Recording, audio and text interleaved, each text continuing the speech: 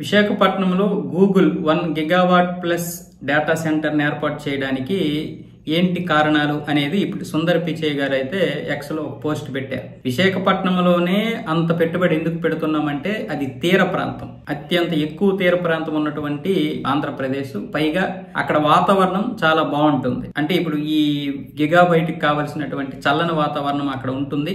పైగా అలాంటి తీర ప్రాంతంలోనే పెట్టాలి. హైదరాబాద్ లో కూడా పెట్టొచ్చు, బెంగళూరులో కూడా పెట్టొచ్చు. కానీ తీర ప్రాంతంలో పెడితే వాతావరణ అనుకూలతలు చాలా ఎక్కువగా ఉంటాయి ఎక్కడైనా సరే తీర ప్రాంతం. కానీ విశాఖపట్నం తీర ప్రాంతంలో చాలా మంచి అనుకూలమైనటువంటి వాతావరణం. పైగా నేను అక్కడ రైలు ప్రయాణాలు చేశాను ఇంతకు ముందు నా చిన్నప్పుడు. దాంతో చాలా అనుబంధం ఉంది నాకు విశాఖపట్నంతో. అది కూడా ఒక కారణమే. అది కేవలం ఇది ఒక్కటే కారణం కాదు. మెయిన్ తీర ప్రాంతంతో పాటు అక్కడ వాతావరణ అనుకూలం ఉంటుందని.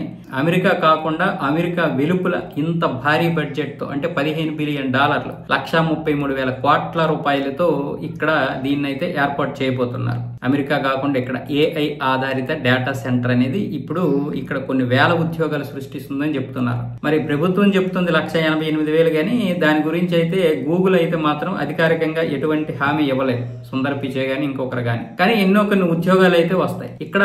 అందులో ఎన్ని ఉద్యోగాలు వస్తాయని పక్కన పెడితే ఆ డేటా సెంటర్ తయారైన తర్వాత అందుబాటులోకి వచ్చాక దాని ద్వారా ఆంధ్రప్రదేశ్ ప్రభుత్వానికి కొన్ని వేల కోట్ల లాభం అయితే వస్తాయి. పైగా ఇప్పుడు దీంతో పాటు మరికొన్ని అనుబంధ సంస్థలు వస్తాయి. దాన్ని బేస్ చేసుకుని మరికొన్ని సాఫ్ట్వేర్ కంపెనీలు కూడా వస్తాయి. కాబట్టి ఉద్యోగ అవకాశాలు ఆ విధంగా పెరిగే అవకాశం అయితే ఉంటుంది.